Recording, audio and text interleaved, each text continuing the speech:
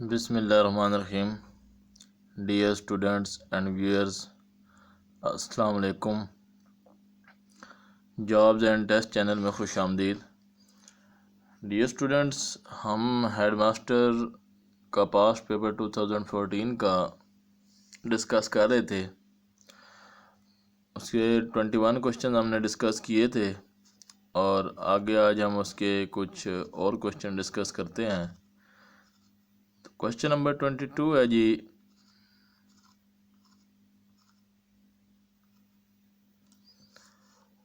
in motivation process the reward those are awarded by other as consequences of an action is। जी dear students, पिछले lecture में भी बात हो चुकी है एक्सट्रिंसिक और इंट्रिंसिक। इंट्रिंसिक रिवार्ड होता है कि इंसान रिवार्ड जो होता है वो इंसान की अपनी एक तसल्ली, अपनी सेटिस्फेक्शन के लिए कोई भी काम करता है, या जैसे इंसान का अपना ईमान होता है, एक ज़मीर होता है, अपना ईमान या ज़मीर की वजह से वो खुद ब खुद काम करता है, उस वो होता है इंट्रिंसिक रिवार्ड। एक्सट्रिंसिक रिवार्ड ये होता है कि बाद का कंपनी जो है वो कोई बोनस वगैरह आपका रिवार्ड रख देती है। बच्चे से आपने होमवर्क करवाना है तो आप उसके लिए रिवार्ड रख देते हैं कि आप बच्चे ये काम जल्दी जल्दी करो तो मैं तुम्हें ये टॉफ़ी दूंगी, या इस तरह कोई टीचर है कि टॉफ़ी दूंगा, और या कोई और उसे आप मतलब लालच दे देते हैं तो वो जल्दी जल्दी काम करता है। ये उसको मोटिवेट करने का एक मेथड है। तो जो रिवार्ड आप इस तरह देते हैं उसको मोटिवेट कर, ये एक्सट्रिंसिक रिवार्ड है। बच्चा अपने खुद कोशिश से नहीं काम कर रहा तो उसे आपने रिवार्ड जो देना है खुद, वो एक्सट्रिंसिक है। यही बात यहाँ पर reward those are rewarded by others, जो कोई और रिवार्ड करे as consequences of an action is extrinsic reward, intrinsic reward, motivation, या none of them। extrinsic reward कहलाता है जी वो। Question number 23, a relatively brief statement summarizing the purpose of the school is known as। जी क्या मतलब हुआ? a relatively brief statement summarizing the purpose of the school। School का जो मकसद है उसको समरी की सूरत में एक खुलासा जो बयान करती है, जो स्टेटमेंट, उस स्टेटमेंट को क्या कहते हैं? उस स्टेटमेंट को क्या कहते हैं जी? Student outcome statement, mission statement, objective statement, या स्कूल डिज़ाइन स्टेटमेंट। वो होती है जी मिशन स्टेटमेंट। वो एक स्टेटमेंट जो है वो स्कूल की मिशन स्टेटमेंट होती है कि ये उसका मिशन है, ये हमारा मिशन है, ये हमारा आज़म ये है। अक्सर लिखा होगा आपने एड्स और अकेडमी के जो एड्स होते हैं स्कूलों के एड्स, उस पर लिखा होता है। तो वो मिशन स्टेटमेंट जो है वो होती है जी जिसमें स्कूल के बनाने का या किसी और इदारे के बनाने का मकसद जो है वो इस एक स्टेटमेंट में होता है। ठीक है जी, तो वो होगा जी मिशन स्टेटमेंट। क्वेश्चन नंबर 24 है जी, next process of learning through which people learn with each other at any time and anywhere is called formal education, non formal education, distant education, या इनफॉर्मल एजुकेशन। जी dear student, ये 3 किस्म की education लिखी हुई हैं। ये जो है डिस्टेंस एजुकेशन, ये इन में से 3 में से एक फॉर्म है, एक में आ जाती है। मैं आपको यहाँ पे इसका थोड़ा सा इंट्रोडक्शन करवा देता हूँ। फॉर्मल एजुकेशन वो होती है जो आप किसी प्री प्लान तरीके से एक अदारे में बाकायदा एडमिशन लेकर रेगुलर क्लासेस अटेंड करके एजुकेशन हासिल करते हैं, वो होती है फॉर्मल। और नॉन फॉर्मल जो होती है वो ये होती है कि प्री प्लान तो ज़रूर होती है लेकिन उसकी रिस्ट्रिक्टेड रूल्स नहीं होते, और किसी अदारे में आपने बाउंड रह के नहीं पढ़ना होता, किसी बाउंड अदारे के साथ अटैच ज़रूर रहना होता है लेकिन उसमें बाउंड नहीं रहते। जैसे हम स्कूलों में कॉलेजों में पढ़ते हैं वो फॉर्मल एजुकेशन है, और अगर हम अल्लामा इकबाल ओपन यूनिवर्सिटी से एडमिशन ले लेते हैं और फिर हम उसके थ्रू स्टडी करते हैं तो वो नॉन फार्मल एजुकेशन है, क्योंकि उस अदारे के हम रूल्स रेगुलेशन तो फॉलो कर रहे हैं और उसके रूल्स एंड रेगुलेशन इतने सख्त नहीं है जैसे बाकी यूनिवर्सिटियों के हैं। अदारे के साथ हम अटैच ज़रूर हैं लेकिन अदारे से दूर रह के भी हम एजुकेशन हासिल कर रहे हैं, ये नॉन फार्मल है। और जो हम अदारे के साथ अटैच रह के अदारे के अंदर जाके डेली क्लासेस अटेंड के एजुकेशन हासिल करते हैं वो होती है फार्मल। तो डिस्टेंस एजुकेशन जो है ये नॉन फार्मल में ही आ जाती है। तो सी जो है ये बी के हिस्सा है, और डी है जी इनफॉर्मल। इनफॉर्मल एजुकेशन वो होती है कि जो बच्चा ज़िंदगी के तजुर्बात से वाक़यात से सीख रहा होता है, जो एजुकेशन होती है वो बच्चा किसी वक्त भी किसी जगह पर भी सीख रहा होता है। अगर वो किसी अच्छी महफिल में बैठा हुआ है तो वहाँ से अच्छी बातें सुनता है, तो वो अच्छी बातें उसके जहन में बैठ जाएंगी, वो भी एक लर्निंग है। ठीक है जी। तो वो किसी वक्त भी उसके लर्निंग हो सकती है और किसी जगह पे भी हो लर्निंग। जो ये एजुकेशन होती है ये इनफॉर्मल एजुकेशन होती है, इसमें किसी आप अदारे को ज्वाइन नहीं करते। मतलब ये चीज़ें जो हैं ये एक बच्चा जो स्कूल नहीं जाता वो भी सीख जाता है और जो जाता है वो भी सीख जाता है। लेकिन ये आपके लिए इसके लिए कोई मतलब अदारा ज्वाइन नहीं करना पड़ता, कोई सिलेबस नहीं पढ़ना पड़ता। ठीक हो गया जी इनफॉर्मल एजुकेशन के लिए। क्वेश्चन नंबर 25 है जी, नेशनल करिकुलम इज़ एक्चुअली, कि नेशनल करिकुलम एक्चुअली क्या है? Intended curriculum, taught curriculum, learn curriculum and experimental curriculum. जी ये इंटेंडेड करिकुलम है। ठीक है जी। नेशनल करिकुलम क्या है? Intended curriculum. करिकुलम के कुछ टाइप्स हैं, इंशाल्लाह वो मैं एक अलग लेक्चर बनाऊंगा और उसमें आपको सही क्लियर हो जाएगा कि उन सब में डिफरेंस क्या है।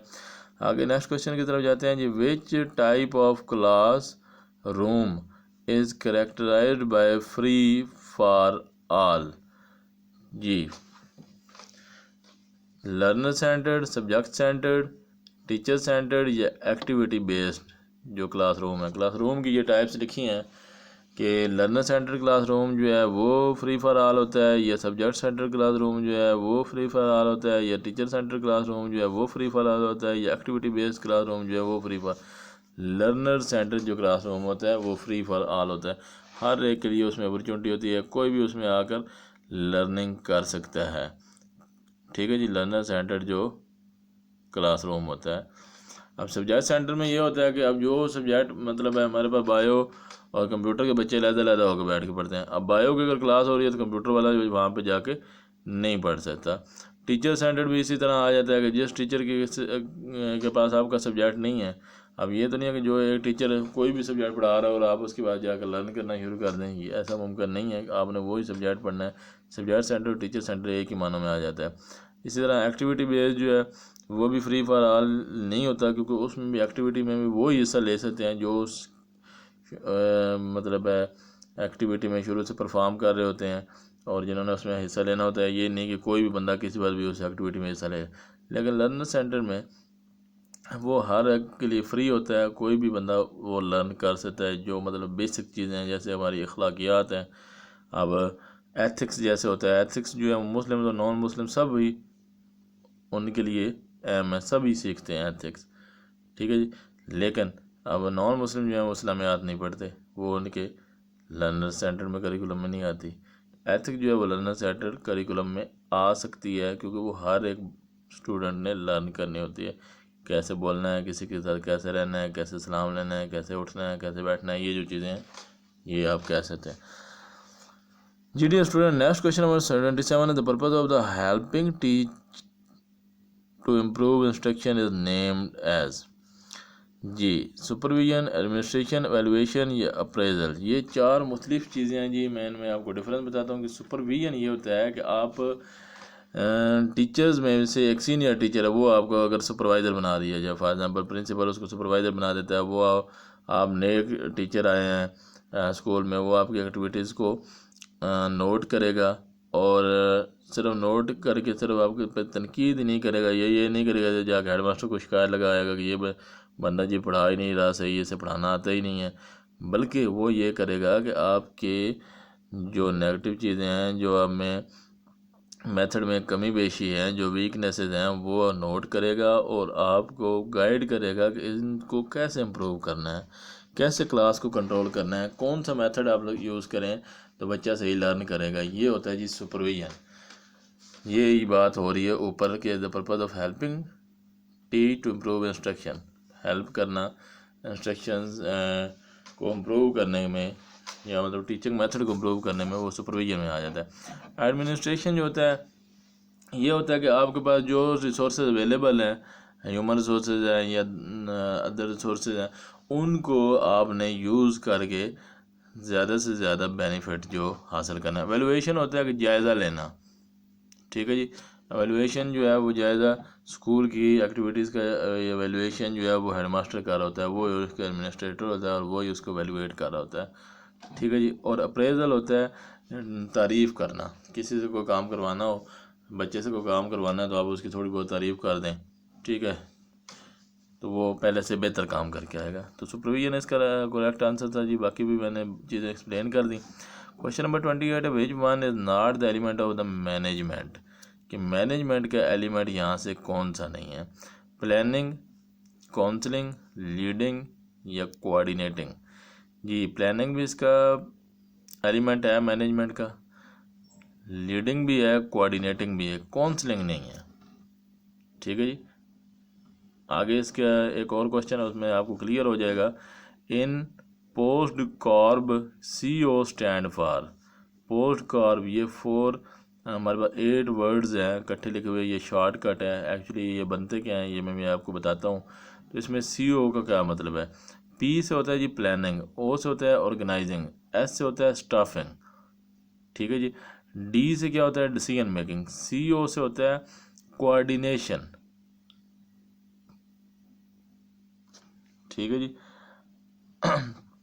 तो हमारे पास ये जो CO है इसका मतलब क्या है? कोऑर्डिनेशन। और B से बजटिंग होता है, और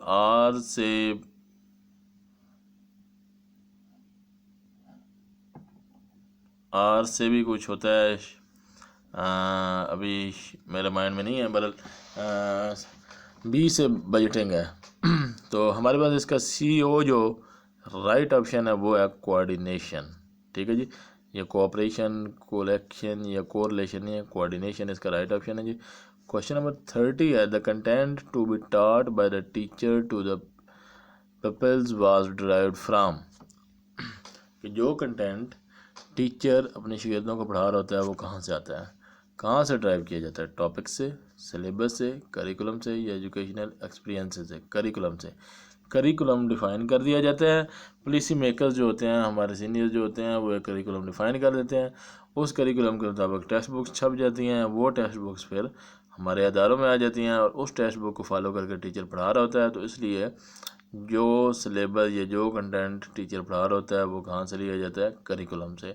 क्वेश्चन नंबर 31 है जी, salary disbursements are recorded in, कहाँ पे ये रिकॉर्ड की जाती है, कहाँ पे नोट की जाती है? Service book, cash book, log register या एक्विटेंस रोल। ये हमारे पास 4 चीज़ें हैं तो काफ़ी चीज़ें, वो भी किसी आगे MCQ में आएंगे तो डिस्कस करेंगे। फ़िलहाल इन्हीं की बात करते हैं। सर्विस बुक होता है कि ये जो गवर्नमेंट के सर्वेंट्स होते हैं 15 स्केल से बिलो, 15 और 15 से बिलो, उनकी एक बुक बनाई जाती है। उनमें उनके मतलब जो अपॉइंटमेंट होती है तो वो आर्डर जो है पूरा टाइप होता है।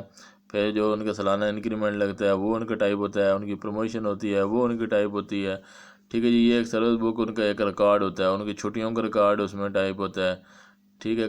सारा कुछ उस बंदे का जो है वो उसमें रिकॉर्ड रखा जाता है। कैश बुक में यही होता है कि जो किसी अदारे का या स्कूल की बात समझ लें कि स्कूल में जो पैसा आया है और जो आगे खर्च हुआ है वो सारा कैश बुक में। तो जो टीचर्स की सैलरी होती है उसका रिकॉर्ड भी कैश बुक में होता है कि इतनी सैलरीज इस मंथ गई, इतनी सैलरीज नेक्स्ट मंथ जाएंगी, ये वो जो है वो सारा कुछ कैश बुक में लिखा होता है। लॉग रजिस्टर जो है ये होता है जी, कोई ऑफिसर वगैरह आता है, कोई इंस्पेक्शन के लिए आता है तो वो लॉग रजिस्टर में आपके रिमार्क्स दे के जाता है, अच्छे या बुरे जो भी रिमार्क्स होते हैं अदारे के बारे में वो लॉग रजिस्टर में होते हैं। एक्विटेंस रोल होता है, इसको हम कहते हैं कब्ज़ल वसूल।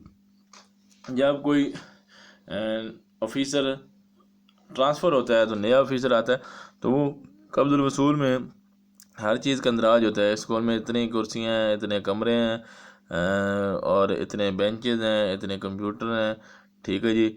ये वो सारी चीज़ें जो हैं वो उसमें दर्ज होती हैं और नया ऑफिसर जो आता है वो उसको देख के उसकी लिस्ट के मुताबिक सारी चीज़ें पूरी करके चार्ज ले लेता है उस पुराने ऑफिसर से। तो एक्विटेंस रोल जो है ये कब्ज़ल वसूल है।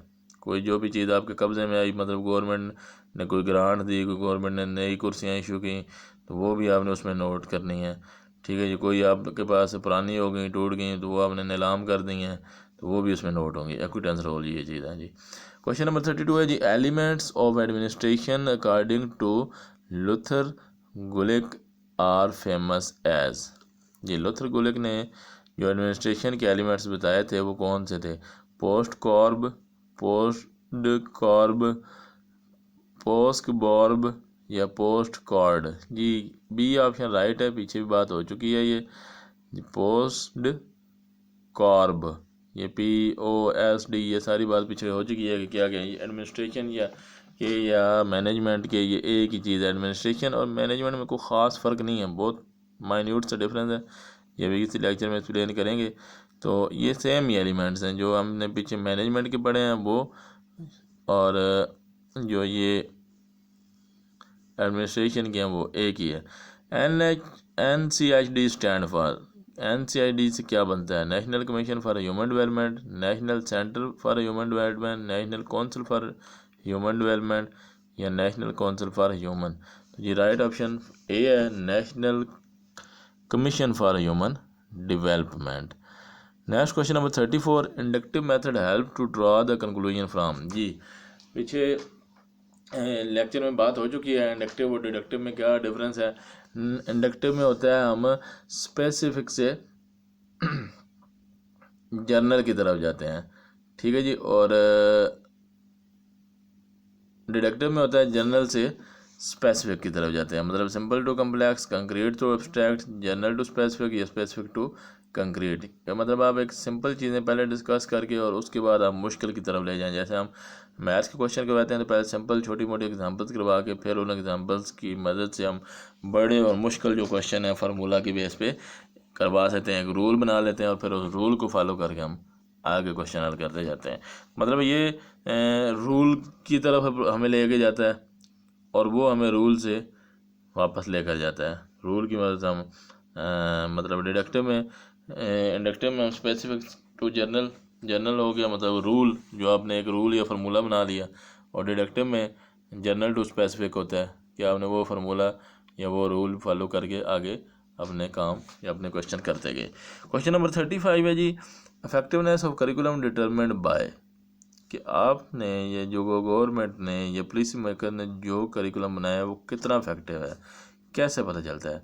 जो ऑब्जेक्टिव्स होते हैं उसकी बेस से पता चलता है, डिज़ाइन जो करिकुलम का डिज़ाइन बनाया गया है उससे पता चलता है, मेथड से पता चलता है, या एवेल्यूएशन से पता चलता है। जी जब आप करिकुलम पढ़ा देते हैं, करिकुलम के अंदर जो कंटेंट होता है उसके मुताबिक बुक्स आ जाती हैं, टीचर उसको पढ़ाता है और उसके बाद एवेल्यूएशन की जाती है कि बच्चे के करैक्टर में, बिहेवियर में कितनी चेंज आई है। एवेल्यूएशन मतलब जायज़ा।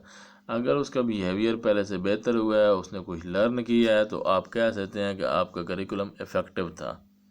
अगर आपने बच्चे एक क्लास पढ़ कर दूसरी में चला गया, दूसरी से तीसरी में पढ़ा चला गया और उसकी शख्सियत में, उसकी पर्सनैलिटी में कोई चेंज नहीं आई, वो वैसे ही आवारा है, वैसे ही बदतमीज़ है, वैसे ही उसने की मतलब बातें हैं, वो नमाज नहीं पढ़ता, कुरान मजीद नहीं पढ़ता, तो इसका मतलब ये है कि आपका जो करिकुलम है वो इफ़ेक्टिव नहीं है। ठीक हो जी। क्वेश्चन नंबर 36 है, directing, advising and encouraging subordinates is a part of. जी ये पीछे बात हो चुकी है कि अपने सबऑर्डिनेट्स को जो आपके अंडर काम कर रहे हैं उनको डायरेक्ट करना, मतलब उनको डायरेक्शन देना, उन एडवाइजिंग उनको फिर नसीहत करना, एंड एनकरेजिंग और उनकी हौसला अफजाई करना अपने सबऑर्डिनेट्स में जो आपके अंडर काम कर रहे हैं। ये किस में आ जाता है? चेकिंग, इंस्पेक्शन, सुपरविजन या एडमिनिस्ट्रेशन। जी सुपरविजन में। इसमें डायरेक्शन भी दी जाती हैं, नसीहतें भी की जाती हैं, इनकरेज भी किया जाता है। चेकिंग में सिर्फ चेकिंग वाले आए, चेक किया, चले गए, कोई रिपोर्ट नहीं दी, ना कोई अप्रिशिएट किया, ना कुछ।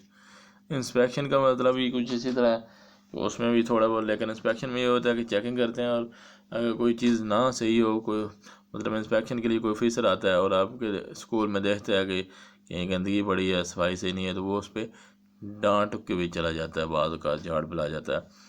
ठीक है जी, तो वो कोई ज़्यादा डायरेक्शन या नसीहत नहीं करता, ना ही इनकरेज करता है, डांट पिलाई और गया। सुपरविजन में ये सब कुछ रहता है, डायरेक्शन भी देता है, उसको एडवाइस भी करता है, इनकरेज भी करता है।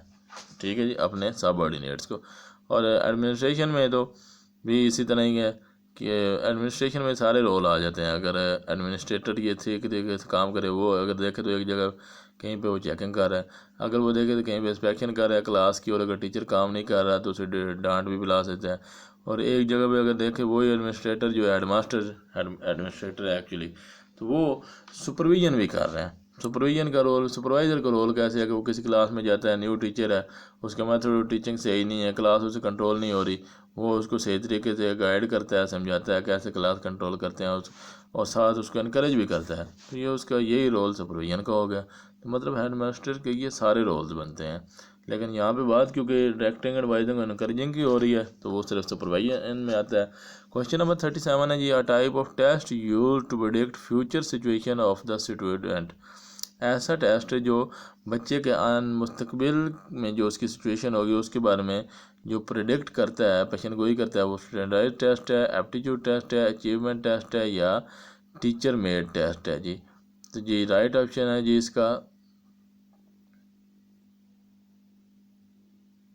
ये एप्टीट्यूड राइट ऑप्शन होना चाहिए। स्टैंडर्डाइज लगा हुआ है, ये ठीक नहीं है। स्टैंडर्डाइज और टीचर मेड में, और स्टैंडर्डाइज टेस्ट ये होते हैं कि जैसे ये हमारे पास एफपीएससी के एनटीएस के टेस्ट आते हैं, ये स्टैंडर्डाइज बेस पे होते हैं कि इनमें जो आगे एमसीक्यूज बनते हैं और जो 4 ऑप्शन होते हैं वो इस तरह होते हैं कि उनमें इक्वल चांसेस होते हैं। मतलब 100 बंदों ने अटैम्प्ट किया है ना, तो 100 बंदों ने अटैम्प्ट इस तरह किया है कि उसमें ये नहीं होता कि मोस्टली क्वेश्चन में ज़्यादातर की बात हो रही है, ये नहीं होता कि क्वेश्चन इतना आसान है कि हर बच्चे ही वो करता जाए, उसे पता होगा इसका यही आंसर है।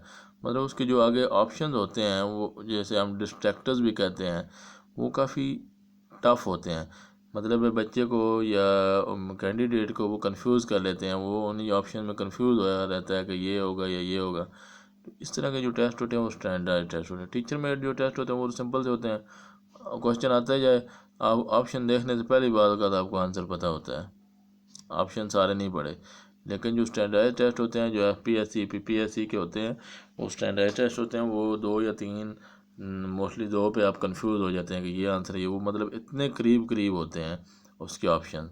तो वो जो होता है स्टैंडर्ड टेस्ट होता है वो कोई फ्यूचर की प्रेडिक्शन नहीं करता। फ्यूचर प्रेडिक्शन के लिए एप्टीट्यूड टेस्ट होता है कि बच्चे में कितनी काबिलियत है, कितना एप्टीट्यूड है इसमें, ये फ्यूचर में क्या कर सकता है। ठीक है, तो वो उसके लिए राइट ऑप्शन बी है, ए नहीं है। क्वेश्चन नंबर 38 है जी, sampling in which not individual but groups are randomly selected. जी रिसर्च के बारे में पहले एक लेक्चर हो चुका है, आप डिटेल से उसमें देख सकते हैं कि क्लस्टर सैम्पलिंग क्या है, सिस्टमेटिक सैम्पलिंग क्या है, रैंडम क्या है और स्ट्रेटिफाइड सैम्पलिंग क्या है। एक्चुअली ये चारों प्रोबेबिलिटी सैम्पलिंग है, सैम्पलिंग की टाइप्स हैं, और इन चारों की डिटेल सही तरीके से उधर एक्सप्लेन की गई है। लेकिन यहाँ पे सिर्फ ऑप्शन के बारे में बात करते हैं कि यहाँ पे क्लस्टर, क्लस्टर का मतलब होता है ग्रुप्स, तो ग्रुप्स की फॉर्म में जो सैम्पलिंग होती है वो क्लस्टर सैम्पलिंग होती है जी। राइट ऑप्शन इसका ए है। डिटेल के लिए दूसरा लेक्चर ज़रूर देख लीजिएगा, मैं यहाँ पे लिंक भी शेयर इसकी डिस्क्रिप्शन में कर दूँगा। क्वेश्चन नंबर 39 है जी, द ग्रेट, जी ये कुछ क्वेश्चन की कन्फ्यूजन हो रही है। Great and promoting is Urdu language is one is on the part of Deoband, Aligarh, Nadwatul Ulama, Jamia Millia Islamia.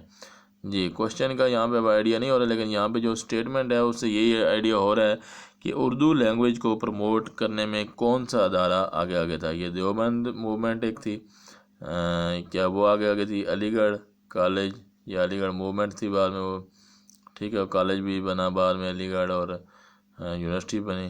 तो क्या वो उर्दू लैंग्वेज को प्रमोट करने में उसने ज़्यादा रोल अदा किया है, या नदाबतुल उलमा ने ज़्यादा रोल अदा किया है, या जामिया मिलिया इस्लामिया ने? इन 4 इदारों में से किसने रोल अदा किया है ज़्यादा उर्दू लैंग्वेज को प्रमोट करने के लिए? वो है जी Aligarh. Question number 40, the main purpose of education system according to Lord Macaulay was. Lord Macaulay का मेन पर्पज़ क्या था एजुकेशन का? कि सोशल डेवलपमेंट हो, माशरे की मतलब तरक्की, माशरा तरक्की करे, या मॉरल डेवलपमेंट हो, या माशरे में या रहने वाले लोगों का अखलाक बेहतर हो जाए, या उनका पर्पज़ था टू एजुकेट नेटिव पीपल्स। ठीक है जी, लोगों को बस तालीम देना उनका मकसद था, या to serve English government system, या इंग्लिश गवर्नमेंट सिस्टम चलाना।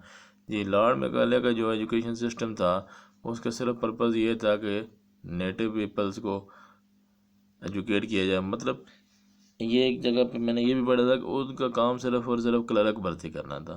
क्लर्क भर्ती मतलब ये है कि वो इतना पढ़ लग जाए कि वो हमारे फिर अंडर काम करें। ठीक है जी। तो ये एक अंग्रेज़ था और इसने जो पॉलिसी बनाई थी वो इस तरह की थी कि वो ज़्यादा ना पढ़ें ये, क्योंकि अगर ये ज़्यादा पढ़ेंगे तो हमसे आगे निकल जाएंगे, पर इतना पढ़ें कि ये हमारे under as a clerk job कर सकें। Question number 41 is education is a process for the creation of sound in a sound bodies.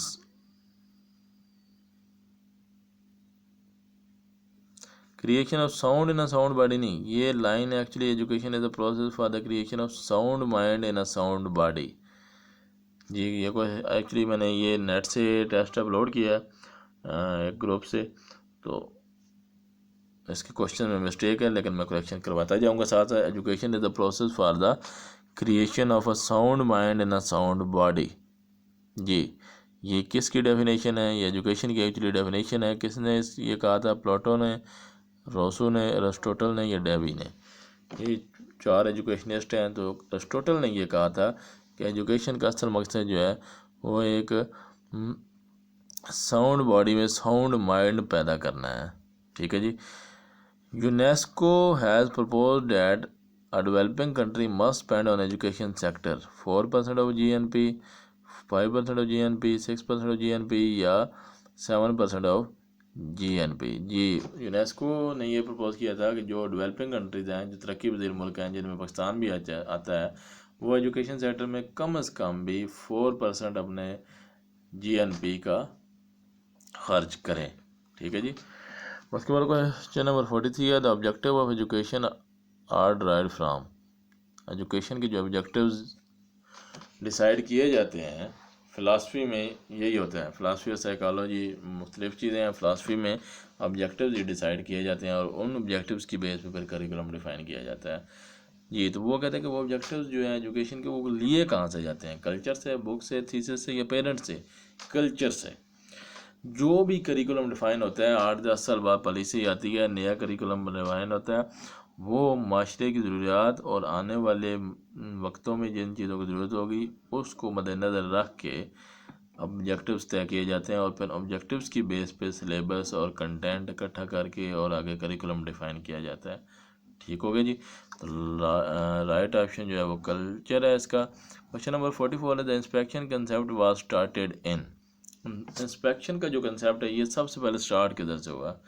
ये हुआ जी इंग्लैंड से। अमेरिका से भी नहीं हुआ, चाइना से भी नहीं, इंडिया से भी। इंग्लैंड वाले जो हैं वो वहाँ पे इंस्पेक्शन का कंसेप्ट हुआ कि सीनियर लोग जो हैं वो जैसे ऑफिसर जो हैं वो एक दिन आते और स्कूल है या कॉलेज है या कोई और ऑफिस है तो वो बताते कि हम फ़लाँ दिन विज़िट करेंगे और आपकी कारकर्दगी और वगैरह को चेक करेंगे। ठीक है जी। तो ये इंग्लैंड में ये काम शुरू हुआ था इंस्पेक्शन वाला। क्वेश्चन नंबर 45 है जी who is known as the father of administrative process. Henri Fayol है जी। ये जो पीछे हम पीछे पढ़ के आए हैं एडमिनिस्ट्रेशन के वो रूल्स एलिमेंट्स वो थे, वो गुलिक गालिबन इधर था वो क्वेश्चन, ये लुथर गुलिक। तो ये हेनरी फयोल जो है इसने भी एडमिनिस्ट्रेशन के बारे में काफ़ी काम किया है, इसलिए इसको फादर ऑफ एडमिनिस्ट्रेशन कहा जाता है। फादर ऑफ एडमिनिस्ट्रेशन या फादर ऑफ एडमिनिस्ट्रेटिव प्रोसेस ये है जी हेनरी फयोल। लुथर गुलिक भी नहीं है, सीयर्स और अब्राहम मैस्लो भी नहीं है। लास्ट क्वेश्चन है जी आज की वीडियो का और वो है जी planned and systematic effort by open universities to provide the individuals with a second chance of education is called। Plan and systematic मतलब एक प्री प्लान और एक सिस्टमेटिक वे में जो कोशिश है by open universities to provide the individuals, अपने मतलब इंडिविजुअल्स अफराद को क्या करना, एक चांस देना। With the second chance of education is called. जी पीछे बात हो चुकी है फॉर्मल, इनफॉर्मल, इंक्लूसिव और non formal education. Non formal पीछे बात हो चुकी है कि वो एजुकेशन है जो आप किस अदारे के साथ मुंसलिक रह के और अदारे से दूर रह के एजुकेशन जो हासिल करते हैं वो मतलब एक सेकंड चांस होता है। जो लोग जॉब होल्डर होते हैं जो स्कूलों में प्रॉपर नहीं जा सकते जो फॉर्मल एजुकेशन जो प्रॉपर स्कूलों में जाकर हासिल की जाती है वो नहीं हासिल कर सकते, तो वो दूर रहकर अदारे के साथ मुंसलिक लेकर जो है क्वालिफिकेशन जो एजुकेशन हासिल करते हैं वो नॉन फार्मल एजुकेशन होती है, जैसे अल्लामा इकबाल ओपन यूनिवर्सिटी का सिस्टम है जी। और इनफॉर्मल जो आप उठते बैठते अपने माशरे से जो सीखते हैं वो इनफॉर्मल में आ जाता है जी। पीछे बात हो चुकी है डिटेल में, इसी में MCQ थे पीछे कुछ। तो जी डियर स्टूडेंट, ये था हमारा आज का लेक्चर। उम्मीद है आपने काफ़ी कुछ सीखा होगा। अगर आपको हमारी ये वीडियो अच्छी लगे तो इसको लाइक लाजमी कीजिए और शेयर भी कीजिए। दुआओं में याद रखिएगा। शुक्रिया।